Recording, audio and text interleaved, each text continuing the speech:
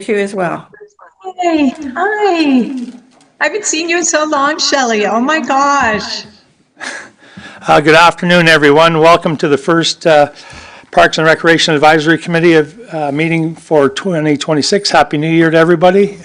And hopefully everybody's surviving all the snow we've been getting. Go easy. And if you need somebody to shovel stuff out, I know Councillor Kotzavos and Mr. Boyce, they'd be willing to get that exercise. Anyways, I'd like to, are there any disclosures of pecuniary interest? Anybody? No, we're good there. Approval of the agenda. Need a mover and a seconder. Mayor Harrison, Mr. Guest. All in favor? Passed. All approval of the minutes. Need a mover and a seconder. Mr. Moore. Councillor Reed. All in favor? Great. Any questions? Sorry about that. All in favor? Okay. Delegations and presentations? No. Okay. We have some public input. Gentlemen, this is your opportunity to come up. Yeah, come right up to the microphone, your name and where you're from, and state your issue. Okay, my name's Graham Don. I'm live in Pine Acres, just north of 401. And the reason I'm at this session is when I moved here in 2018, I was interested in getting back into hockey and skating and whatnot, and I came down to see at the time it was Margot Thompson was in charge. I think she was for a number of years. And there was something which I thought was fantastic when I saw it was there was for off-prime rental times at Duncan and at the pad up in Frankfurt, there was a single skater rate for renting the ice, which was different than the multi-person rate. I think they had it tiered at single skater, a 2 to 10, or large group as the three things. So back before COVID and since when it resumed, I was renting on. Became sort of habitual for Friday mornings in Frankfurt. Last year, they implemented a new reservation system online, which was different. I was always coming in to see whoever the successors to Margot were. I think it seemed there was someone different every few months. I think, Jacqueline, you're in charge of the department now, right? Or the overseeing that. They eliminated that rate when they introduced the computer system, and they sort of amalgamated it with the small group rate, so it was a 1 to 10 rental. Now the problem I was facing using it as a single skater was that it's nearly 3 times the amount, and I guess they had different rationale. I was talking to Jacqueline and one of the people I was dealing with and renting, and I believe it was Jillian. I think she's still doing that job now. So I guess one of their concerns, which is an obvious thing, is there were of people renting and paying online and then showing up was, okay, everyone's going to say, okay, there's a single skater rate, I'll do this, and I'll show up with 15 people or a commercial enterprise and sort of challenge whoever is on duty there to say anything about it. But so I just was seeing what the possibility with some obviously conditions based on their, they have to make sure that which people in the future using that rate are using that properly, not for any commercial use or showing up with a large group because they've found a loophole. But I'm wondering what the chances are of restoring that rate. I know there were other users. I wasn't able to get anyone else because I just sort of would casually see people showing up on the Friday mornings either before or after me. Sometimes I think I was most likely the most consistent renter at those times. And the one thing I checked was that I checked about a month ago, and the times I was renting are still available. So it's not as if It's not as if I'm coming. I was coming in September and saying I want these times, and then a whole bunch of local hockey groups and that were saying, oh, someone's got these So to times. just cut to the chase here, Yeah. you're looking to have a review of the individual rate. Yeah, to see if historically, I don't know how far back it goes, but I know from at I least direct this- 2018 it was something that Could I existed. direct this to Director Sure. Grimman for a little bit of feedback? Thank you, through you, Mr. Chair, to the committee. Yes, the resident and I, we've had some discussions, Mr. Don. Yes, we did eliminate the small or the single skater rate. Unfortunately, Mr. Don was really one of the only ones using that fee, honestly. And what we found was that there was really more need and more interest in small group rates or small group bookings, where you would have a coach with a number of different skaters, and they, kind of train different players, whether that's for figure skating or for hockey. Or speed skating, and they would have them on the ice and they would kind of charge back their time. And so, what this rate was at $30, these coaches were bringing in 4, 5, 6 or more individuals on the ice and then charging them back at $50 to $100 per person, and kind of trying to profit on the backs of the city. So, we did kind of move to implement more meaningfully a small group rate, which has been well used.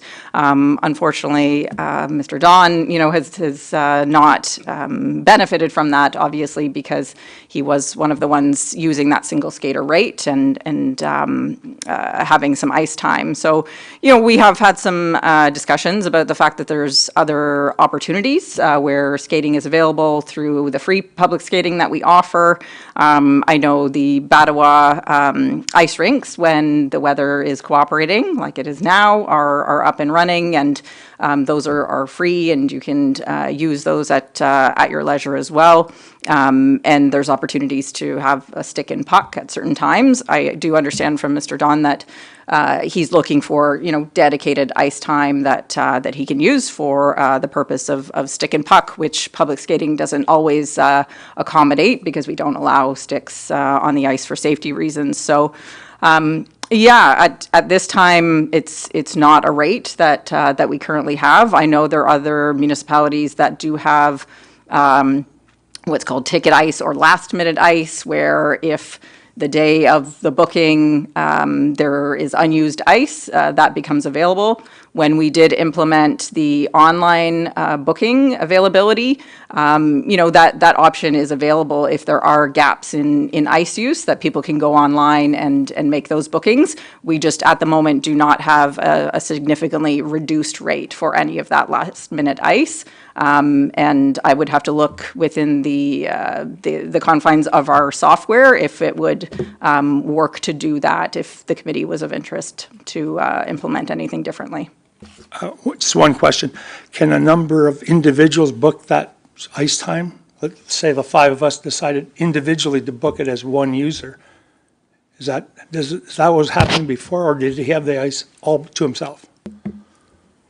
Yes. It was actually solo rental. Now, there were other people. I mentioned, I think last year I was one of the only ones regularly, but I know when I was, before COVID, there were other regulars. I knew there was always the same people on the ice before me. It's sort of like, it's sort of a whole different thing on the non-prime mornings, having an available morning or a day off or whatnot consistently to be able to do that. It's actually, even at $30, it's still a little bit decadent, but I mean, obviously, compared to the league fees and whatnot, it's actually pretty good for an interest in keeping up hockey. One of the only arguments I was making was that the times are available. I mean, the staff has to be there, and there are large gaps during the week, especially at Frankfurt, where some days of the week, I think the first rental of the day is until 11 or noon. And just to have those hours available before then, I just think, I thought it was a good idea when I first came here. And But just say I contacted Jillian in October. That's when she told me, oh, they don't have that rate anymore. So Anyways, so I say, as you said before, cut to the chase. Just we've cut to the chase. the only thing is there a possibility of considering reestablishing that? This kind of ask would have to be approved by council. It's Okay. not something that this committee. And I know you also mentioned that it would even because of the changes in the system online and whatnot, it would most likely would be something that would go into effect for next season at this point in the year, probably, right? So you mentioned that. So basically, a staff report comes to council about this issue, and then we could revisit it. Okay, so the only thing the only thing I would highlight there is to check in, because you have the records to how much time goes unused. Well, I think Basically, yeah, I mean, it's not like that, if, like, for example, I know. That's what the report would look at. These folks, this is their job. Yeah, because there's some municipalities would look at their ice time and say, well, Yeah. we're booked literally 7 days a week. We're not going to alter something for these little tiny gaps, but I'm just, the only. So you're looking at prime time. time, non-prime time, and then basically open time, in a sense that, or dead time that's never ever used. Maybe it could become something for Yeah, the. it's actually, I think But anyways, it was, I think it was. you've had 3 minutes. Okay, sorry. No, I think it was historically actually a way to use the dead time in Yep, that, yep. knowing that most days or there were gaps of 3 and 4 hours, most weekdays that were Right. unused. So it was an attempt Okay. to get people, and that was, when I came here in 2018 and heard about that, I was like, oh, this sounds great. So it just. Okey doke. Okay, thank you very Thank much you, for the sir. time. Okay, any correspondence? I know, I received one from, about the indoor walking trail. The need, person was truly, I said, you come to public input and state your case, but she didn't. But that's the only thing that came down the chute to me, and maybe everybody else, I'm not sure. And I explained the master plan had just been done, and indoor walking trails were something as part of it, but as of now, I don't know if they still continue at the rink. They used to do that at the top. They don't do that anymore? I don't think so, but it's open, but. Yeah. I know, I forget when it stopped or whatever. I know at the back, there's that step they gotta go up and then down. It's not really conducive as a walking trail, but it's there. And the Y is the charge fee, right? You have to pay it. Yeah, through you, Mr. Chair, we don't have any designated indoor walking locations at present. The Y definitely, maintains an area within their corridor that people do a bit of a circuit or laps around that participate in that facility. So that is available there. But unfortunately, at this point, we don't have any designated indoor walking locations. It's definitely something that came up in the Parks and Recreation Master Plan, and any, future sites or opportunities that we do look at for future facilities, then that's definitely something that's high on the list. Next, items for committee's consideration. There's a staff report by Director Grimmin. Did you want to start it off? Thank you, through you, Mr. Chair, to the committee. Yes, myself and Director Tracy have the report on the agenda as an update. This was requested through committee to bring back some information about the state of the Frankfurt Tourist Park seasonal camping. So we do maintain campsites there. A number of years ago, the direction from council was to create 12 serviced RV sites that became available in the 2021-2022 season. We've since had campers participate in that year after year, and you'll see in the report on page 2 that we've got a summary of the number of reservations year over year, and we are starting to see a decline. We haven't had a year where we've had a full subscription of campers at the sites since 2022. This past year in 2025, we had 6 in total. We do operate that space under agreement with Parks Canada, and we maintain the shower and washroom facilities out of the comfort station for users of the park and as well users of Lock 6 there in the park. So in terms of the report, it is just on the agenda for information, but with the decline in reservations, we just wanted council to be aware and obviously the committee to be aware of the options as they present themselves. We can continue to operate that status quo as a seasonal RV camping site. If there's a desire that we dissolve camping at that site, that obviously is always an option to the committee.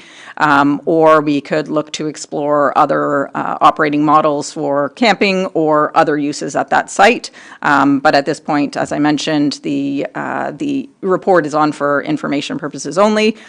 We do also provide a financial breakdown of the actuals and what the projected budget for 2026 looks like. There was a bit of an investment last year in a gate that leads you into those campsites. That gate also serves to allow access to the boat launch that is also at that end of the park. And so that, doesn't permit people to go in there after hours when they don't need to be using a boat launch. And so that was just installed at the end of last season. So Director Tracy and I are happy to receive any questions that the committee may have. Councillor Reid, start with her. Thank you very much. Of course, this is near and dear to my heart. I've had many discussions with Director Grimmin and Director Tracy this week, and I will first of all move the recommendation to receive this information, but I'd like to speak to it as well. I really feel that it's an important part of the park. I would like to see it move forward as it is now, which is option A, I guess. I know that it states that it's about $18,000 to run expense for the camping. I want to clarify that, and correct me if I'm wrong, Director Grimmin, but that's for the whole park. That's not just for camping. That's for the maintenance of the whole park. Is that correct, Director Grimmin? Thank you, through Mr. Chair, to Councillor Reid. Yes, that's correct. I might just defer to Director Tracy, as that's part of his department's budget, if he has any further comments with regards to the budget figures. Through you, yes, that's to run the whole park, whether there's camping or not. The park needs to be maintained, grass needs to be cut. There would be some small savings only in terms of water and some hydro with removing camping, but as indicated in the report, it needs to be maintained, but again, a lot of the costs around that aren't necessarily reflected in the expenses. There have been a number of calls and that after hours that staff have to deal with. If I could continue, Follow up. please.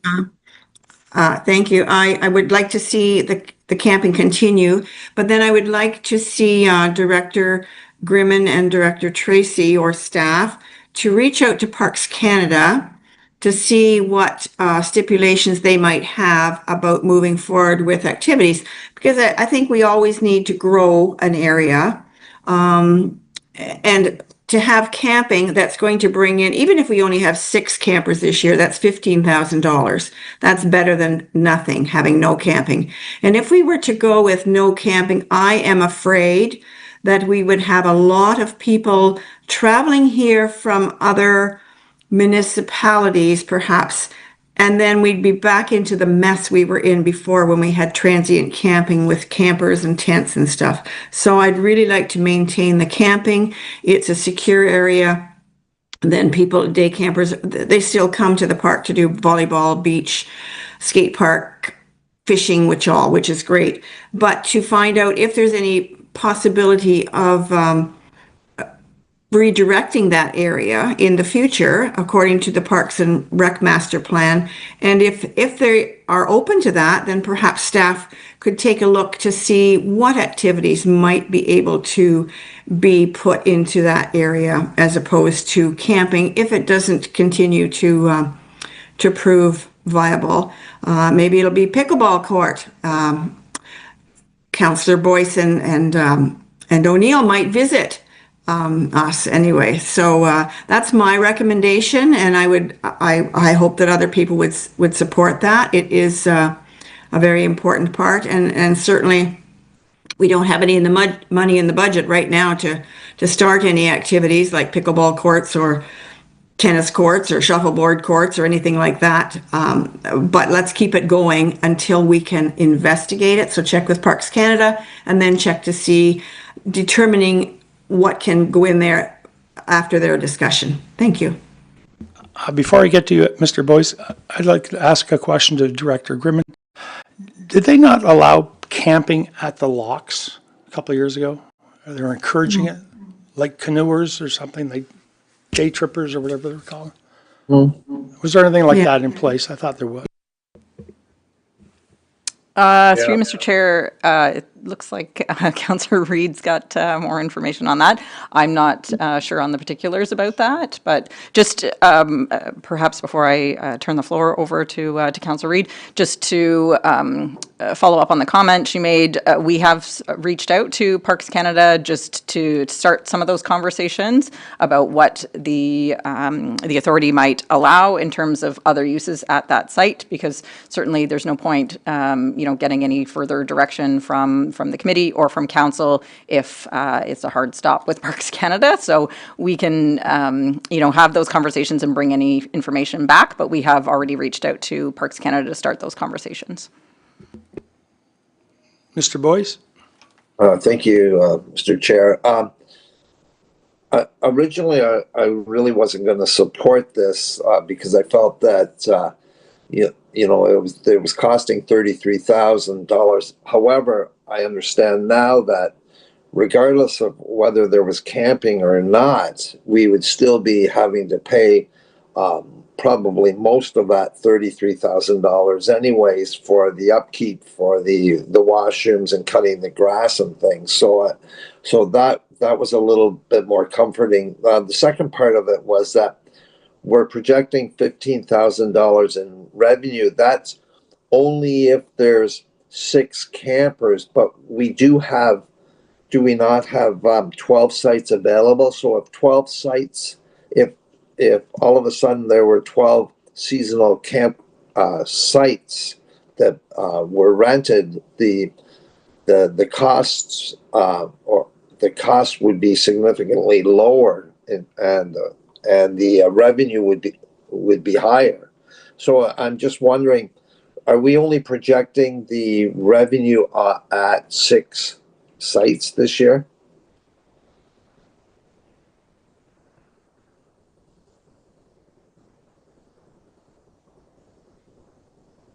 I can't hear anyone.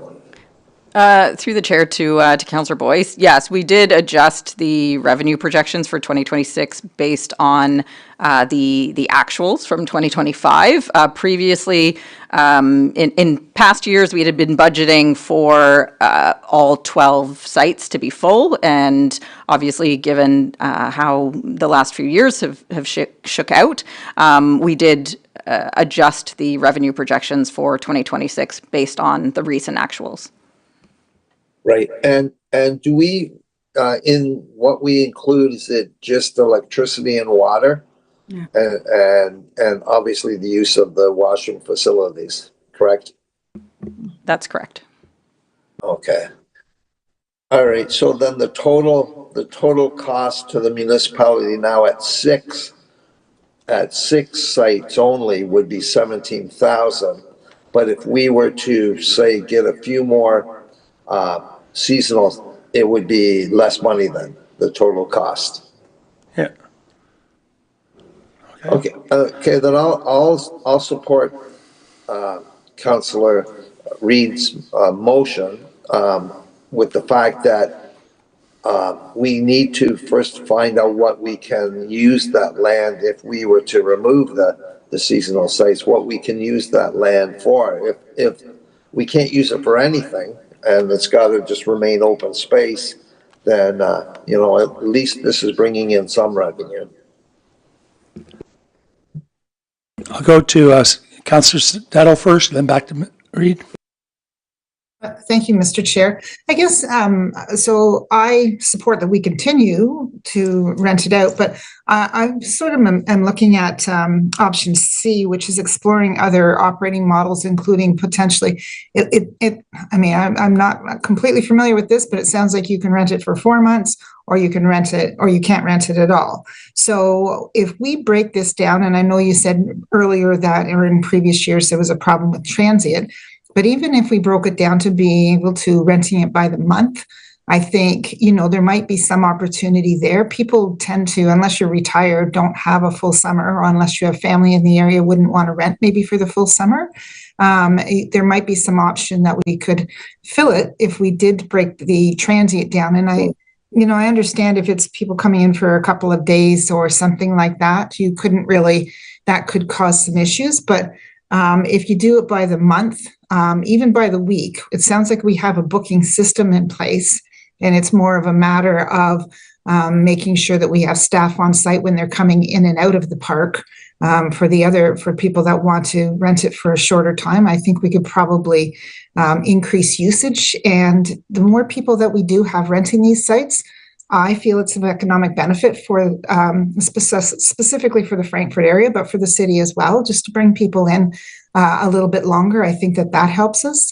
And I'm just wondering if that is something that we can explore, or staff can take a look at and see if they can do something like that instead of just keeping the full season as a rental. Councillor Reid, That would have to be a staff report. So, are you finished? yes. Okay. Oh, did you want to respond to that, Director Grimman? Thank you. Thank you, through you, Mr. Chair, to Councillor Stedall. It's certainly something that that staff can consider.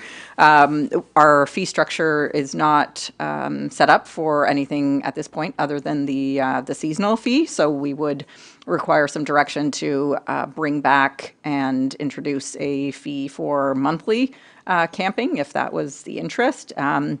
I would also just want some clarification then that would be monthly seasonal or monthly RV camping and not tent camping, because I think previously that is really where we had the issues. I will just also, for those who maybe aren't familiar with the site, just mention the fact that, operationally it is a little bit challenging in the fact that we don't have a dedicated staff member or a site super campground supervisor on site. So, we are kind of managing the administration from here at City Hall. And so, we have tried to fit that within the resourcing that we have available. Certainly, Director Tracy can also attest to some of the issues and concerns that we've had administratively and for his team, receiving calls after hours to service a very small number of campers. So, without having somebody on site, we do trust that campers are going to do what we've permitted them for. But when we start having to get into enforcement measures or, people coming in and staying longer or arriving earlier than they've said, then, the management of that gets a little bit more challenging. I'm not sure, Director Tracy, if you've any further comments. Not really. I guess, my concern is mainly the more turnover and changeover with campers, then that's where those issues arise. They typically arise after hours and weekends. And we're just not structured to have people to field those calls and I guess be the issues management on scene people. Thank you. Ms. Fuller? Thank you for that overview and for all that information. I'm not that familiar, so I'm trying to get myself up to speed. But the question I had was more around liability by not having a staff member on site there. I'm assuming that's been looked at, but that would be my one could get us. Through Mr. Chair to Member Fuller. We do, the campers that we do permit for those sites, they do enter into a permit agreement with us. So there are terms and conditions that are outlined that we've had vetted by legal counsel, and so it does, hold us both accountable to some degree. And inherently there is a level of risk that's associated, but there are also checks and balances that we put on the campers to ensure that they are also insured. They are providing that appropriate documentation to us before we assign them a permit and a site in the park. Got it. Okay, that helps me. Thank you. Mr. Moore? Thank you, Mr. Chair. A question and a comment, actually. So I'm wondering how we're advertising these sites would be my question. And the comment is maybe there is an option for a hybrid of option C where we try to fill all 12 as seasonal and we give them a date. And then after that date, then we open it up to transient with some rules of 1 month, no tents or what have you. So just a thought there, but I'm just wondering how we advertise it and if that might help to fill all 12. Thank you. Through to the member.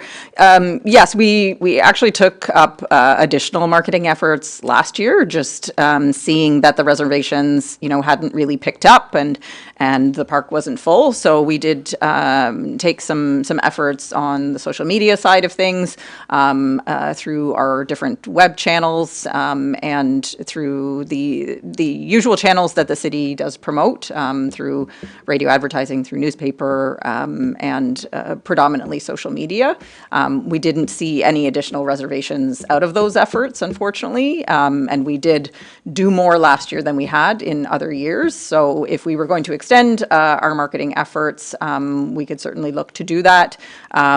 Again, we did that with little to no budget last year. So if the committee wanted us to put some more dollars behind our marketing efforts or look to target some specific areas, we would be happy to do that.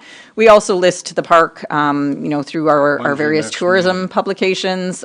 We produce a discovery guide that goes across the province and beyond. And then we have other tourism supporters like the Bay of Quinte Regional Tourism Marketing Board that also amplify and support our efforts. So aside from the reach that we have, those partners also help us promote those different causes. Mayor Harrison? I'd put a motion on the table. We ask staff to investigate and bring a report back to this committee so we can, there's something we've done or something has changed, because that's always been a very active location, a great park used by many, many people over my lifetime. So we've done something, and we need to look at what we're doing and to encourage the use. It's a beautiful location. It's got a lot of advantages. It's close. It's handy for a lot of people. So I'd ask that we get a report. Do you need a motion on it? Put a motion. I think Councillor Boyce has his hand up, Mr. Chair, and we also already have a motion on the Yeah, floor. we'll get to that. Okay, Councillor Boyce. Thank you. Just for some clarification, so the washrooms that are in this park, are they the same washrooms that, say there's a boater going up the locks and they park their boat for the night? Are the boaters using those washroom facilities as well? Yes. Yeah. Yes. Yeah, okay, perfect. Thank you. That's part of the agreement with Parks Canada, that the washrooms and showers are open to Lock 6 campers or boaters overnight. And then as well, further to Councillor Armstrong, there is camping for day trippers, canoers at the lock, but because it's tents and they tend to want to stay with their stuff, they've got everything in their canoes and stuff. So yes, there is day camping at the locks, which they pay for when they stay overnight. Perfect. Thanks for the answers. Okay, I just have one comment, or do you have anything to say? When you're trying to promote this idea, is there any way of maybe approaching somebody who deals in RVs and stuff and say, hey, you know what, we have 6 sites here. Would you be interested in maybe putting 6 RVs on those sites, and we can advertise that they're rentals, just like a cottage effect. You know, a guy has 3 or 4 cottages. How would that, that could be something to look at, but I'm just saying. And the other question is, the problem with the day trippers or whatever, transients, are people coming in, their buddies coming in, the same problem as the Airbnbs? You know, they rent the building and all of a sudden 40 people show up and party there for the night and take off? Through Mr. Chair, I think that was happening more so when we had the transient tent camping. Yes, that there were more people on a site than you could imagine. So, but we don't see that as much with the, that we really don't see that with the seasonal RV campers. They seem to be fairly respectful of the rules. Do they have a limit on how many can visit at a time? No, I know. Not that I know. No, I don't know.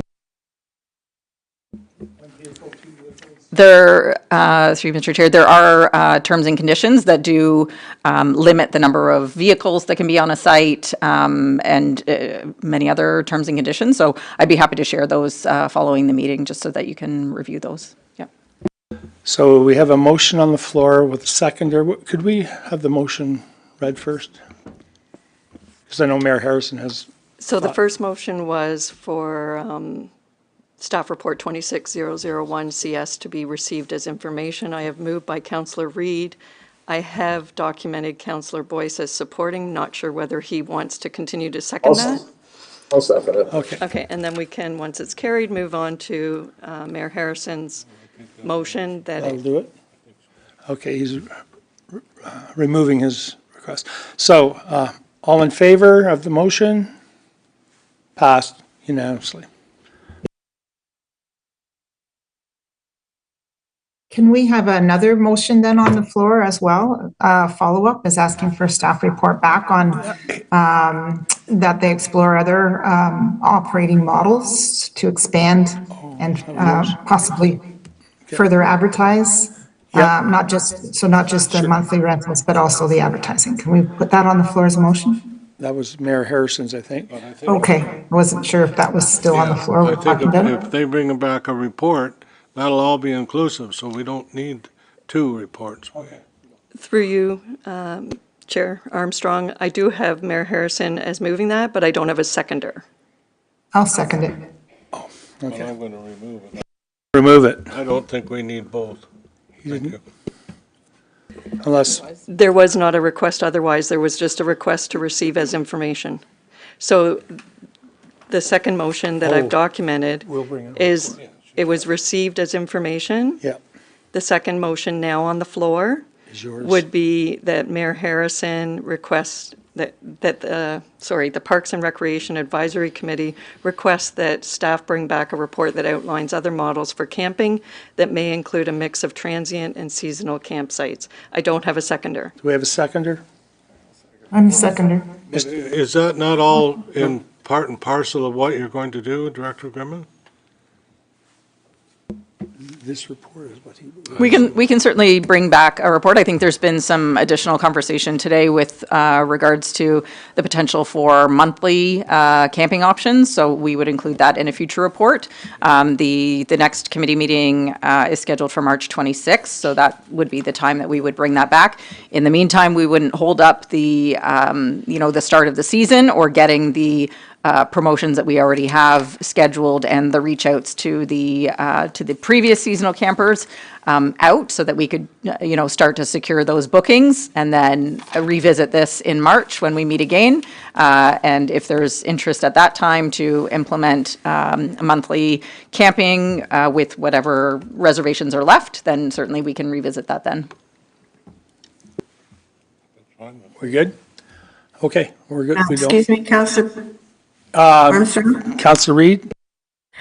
Just a little footnote, and I'm sure that Director Grimmon's aware of this, but at one point in time, I'm not sure what year it was designated that seasonal campers, if they had family members that were visiting who also had a trailer, then those sites were available. Any available sites were we're open to them if we could include that still, because I think that was, that people took advantage of that a couple of times, but not a lot. Thank you. So would that be a daily rate then? How would we pay, how would you charge for that? Through Mr. Chair, I'll have to refer back to some of our historic notes on that, and I'll just refer or defer that to some of our staff that can bring us up to speed on how that's been implemented in the past. But I know, as Councillor Reid mentioned, that has been a practice that we've used. That's everything from everybody? Okay. Next order of business, Director Can we Grimman. vote on that, I sir? thought, we have a I don't motion? think we voted on that. Did we have a motion? I didn't have a seconder. Did you? I'm a seconder. Okay, so we do have a motion. Any questions, comments? All in All favor? in favor? I know, I'm getting to it. I'm learning. Okay, and it passed. Next part of the agenda is Director Grimman has an update on what's going to happen this year. She's going to make it shake. All right. Thank you, through Mr. Chair, to the committee. So I just wanted to provide a few updates early in the year, and certainly some of these different initiatives are going to evolve as the year carries on. But out of the recent budget process, we've got some more direction to move a few projects forward. Two of those being feasibility studies. So one, we will be undertaking out of the Parks and Recreation Master Plan, a feasibility study to look at the arenas and the future of our arena facilities. As we know, our arenas are aged facilities and are aging, and certainly we want to be able to continue to meet the needs of the growing community. The Parks and Recreation Master Plan identified that by the end of the 15-year plan, based on the projected growth for the city, that we will require one additional ice surface. So, you know, we really want to take stock and inventory of the facilities that we have. You know, they're being greatly used and you know, continue to be in demand, as we heard this afternoon from the gentleman as part of public input. But yeah, we really want to be able to, you know, understand the community's needs, understand the needs from the different community partners, stakeholders, and organizations that use those facilities, and how their registrations are trending and how that will inform future facility needs. So that will be one particular project that we're undertaking. As well, out of direction from council, we will be undertaking a feasibility study to look at the potential for artificial turf field and or sports dome of some sort. So those will be coming this year. We will be looking to you know, combine and look at any cost savings to do some of the background work in-house and reduce any potential consultant costs that that were approved through the city's operating budget. Additionally, as an exciting project out of the Parks and Recreation Master Plan as well, we will be looking to connect and engage the community with some upcoming opportunities for Hannah Park, and looking at some design elements there. I also just wanted to just kind of carve out a space for this committee, because we will really draw on the committee's interests and expertise in different areas to support some of those studies and engagement efforts. So I'll come back with some more information in March, given when we have a bit more of a clear picture of the timelines of those projects and where we're going to need some committee support, potentially on some kind of breakout groups that look to focus our attentions on really getting the meaningful engagement and connecting with the appropriate stakeholders through those processes. Additionally, I just wanted to make note, and I hope it's not a bit of a spoiler alert for our special events group, but We're going to be promoting through the city's channels some upcoming opportunities that are in connection with the upcoming Winter Games that are going to be going on. So Quinte West, you will see a selection and a collection of different recreational opportunities around the community that will take place during those times, and really great opportunities for the community to get out and stay active, whether that is in an indoor facility or enjoying the great outdoors and the winter that we are definitely receiving. So stay tuned for more information launching shortly on the city's channels with respect to Winter Games. I also have been in close contact with our partners at the Quinte West Public Library, and I just wanted to mention, I know they've been here in the past to delegate as part of this committee. They continue to expand the great offerings of the lending library program and have recently introduced snowshoe rentals. So in addition to some of the active different lending opportunities through that library program, snowshoe rentals are the latest and greatest on their list. So I encourage the committee and the community to get out and take advantage of that great opportunity and program that can be accessed with your library card here at City Hall and at the Frankfurt office as well. They have a tool lending program there, right? They do, yes, yeah. Have they added snow blowers to it? I'm not sure. It might be a recommendation for them in the future. Be a lineup for those. Yeah. Are there any other questions related to this? Go around the horn here. Anything? Is there any coordination with the base for this, the Olympic thing at all? Anything thought about that? Challenges or whatever? Through Mr. Chair, not at this point, but if you have any connections or you know of any great activities that they are doing that, we might be able to explore, we'd be happy to receive those connections. That's it? Okay. No further questions? Is there any other new business? We'll go around. Is there anything you'd like to bring up, Mr. Whitney? No. No? No, Ron? Mr. Kosovos? All good. Councilor Reid? No, thank you. Councilor I think Stedel? we're finished. Nothing at this time, thank you. Councilor Boyce, are you going to tell us about your latest feat in pickleball? No, I don't have any. I'm However, amazed. I know, I just heard today that the Bay Quinte marketing group that Quinte West and Belleville are members of, they're putting together a comprehensive list for residents and for visitors alike of all the pickleball facilities that are in the Bay of Quinte area. So that'll be coming out soon. I know I just sent word to Director Grimman to send information to the Bay of Quinte marketing group on the locations of all our many fine pickleball courts, indoor and outdoor. And so I think that'll be something that you'll hear many things this summer on. Ms. Fuller? I'm doing good, thank you. Okay. Okay. Question from Director Grimman?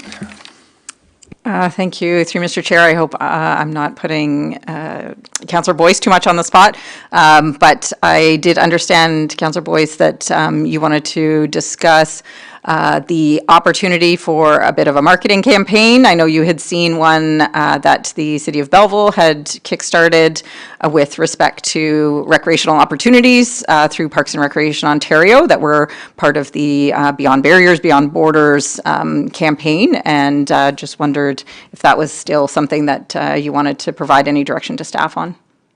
Actually, I forgot about that. Thank you very much. I was hoping that, as you know probably a lot more about it than I do, that you could provide the committee with some information on what the municipality of Belleville is doing in regards to that.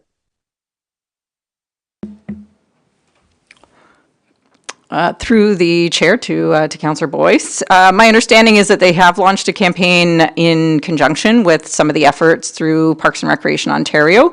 A lot of the messages are to support healthy, active living and to encourage people to access the different recreation services and programs that exist in their community. I know when Councillor Boyce reached out and shared the information, it's something that, you know, we've looked at here and have reviewed with our communications staff as well. I know the committee in the past, we've participated in efforts around June, which is designated both provincially and nationally as Parks and Recreation Month, and we've, you know, featured different opportunities within the community. As I mentioned, we're doing a bit of a focus around the Winter Games, especially, you know, at a time where people are maybe a little less likely to get out and be active. But yeah, if there was any opportunity for us to explore that further, we've had some internal discussions, and I'd be happy to bring back to the committee, you know, a bit of a campaign roundup at our next meeting, if that's the desire. Yeah, absolutely. That's, you know, if the committee was in favor of it, I would hope that we could hear it in the March meeting. Just a winter thing, I see. Okay. What's that? Through Mr. Chair, we would just need a seconder for Councillor Boyce's motion. Oh, Mr. Guest, any comments or questions? All in favor? Passed. Okay, I need 2 to adjourn. Nobody wants to leave. All right. I'm going to force you. Mr. Guest, Mr. Moore. Thank you.